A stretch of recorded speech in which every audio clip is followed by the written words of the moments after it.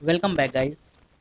आइए इस वीडियो में हम लोग कुछ इंपॉर्टेंट चीज़ें डिस्कशन करने वाले हैं और इसके बारे में वैसे आपका क्या स्टेटमेंट था वो भी देखेंगे और क्या सही क्या गलत है उसके बारे में भी हम लोग डिफरेंस करने की कोशिश करेंगे और कितना गलत थे बीजेपी और आरएसएस, कितना गलत है इसको भी हम लोग प्रूफ करेंगे। कुछ स्टेटमेंट देखिए, आपने सुना होगा बीजेपी वालों ने, आरएसएस वालों ने हमेशा ये कहते आया है कि 2050 तक जो है भारत जो है वो मुस्लिम बहुल आबादी हो जाएगी। इस तरह से रिपोर्ट दिया है। बीजेपी ने ये भी हमेशा इल्ज़ाम लगाता हुआ आया है कि मुस्लिम समाज ज़्यादा बच्चा पैदा करते हैं और उन्हें आतंकवादी बनाते हैं।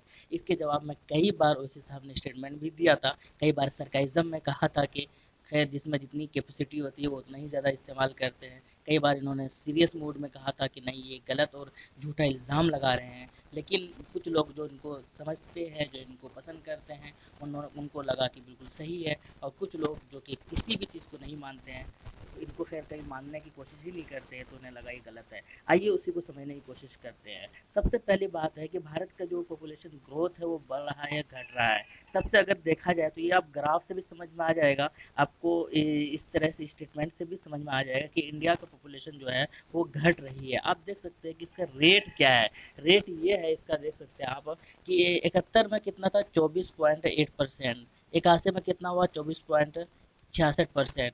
91 में कितना हुआ कि 23 पॉइंट, आप देख सकते हैं कि 91 में कितना हुआ, तो आप 23.87%। इसी तरह 2001 में सेंसस, क्योंकि हर 10 साल के बाद ये रिपीट यानी कि ये सर्वे करता है, तो आप देख सकते हैं कि एक में का 21% पे आ गया, जबकि 2011 में आप 17.68% पे आ गया। ये एक्चुअली रेट है, किस रेट से घट रहा है।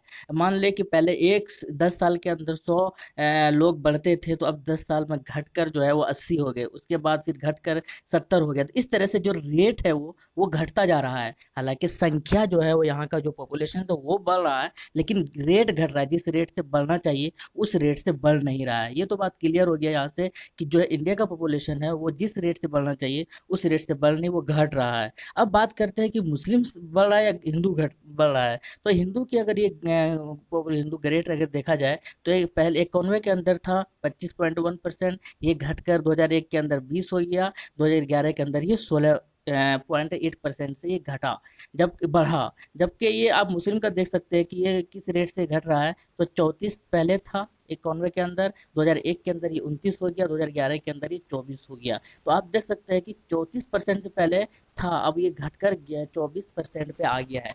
तो ये बात तो बिल्कुल क्लियर है कि मुस्लिम पॉपुलेशन जो है, मुस्लिम जो पॉपुलेशन रेट ग्रोथ है वो भी घट रहा है और हिंदू का भी घट रहा है। तो इस तरह से ब्लेम जो कर रहे हैं कि मुस्लिम पॉपुलेशन बढ़ रहा है, एक एक औरत कई कई सारे बच्चे पैदा कर रहे हैं, एक एक जो लोग हैं मुसलमान वो कई कई सारे शादियां कर रहे हैं, तो वो बिल्कुल गलत है और बेबुनियाद है। वो सिर्फ वोट लेने के लिए ऐसे इस्तेमाल कर रहे हैं। द हिंदू एक पेपर है, बहुत ही ऑथेंटिक पेपर है। इन्होंने भी कहा था कि मुस्लिम पॉपुलेशन ग्रोथ जो है वो स्लो है, ये उस रेट से नहीं बढ़ रहा है जितना ही बीजेपी वाले शोर मचा रहे हैं। अब बात करते हैं 2051 के अंदर क्या सच में हो जाएंगे। तो 2051 के अंदर जो है वो लगभग 175 करोड़ की आबादी होगी भारत की। ये बात बिल्कुल सही है। तो आप देख सकते हैं कि क्या सच में 2050 तक सबसे ज्यादा मुस्लिम देश वाले आबादी वाला देश बन जाएंगे भारत।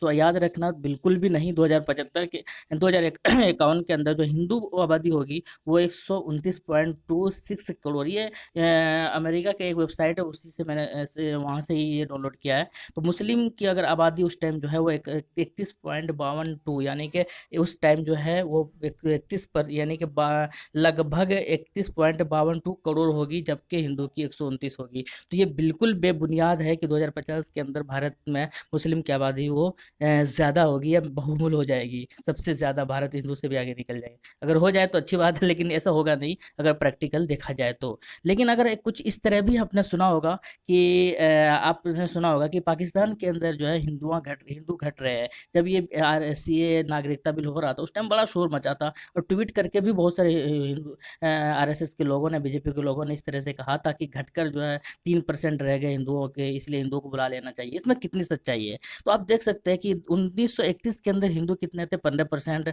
1941 के अंदर कितना परसेंट आ गए, 14%। 1951 में 1.3%। आप देख सकते हैं ये आज़ादी के बाद का टाइम है।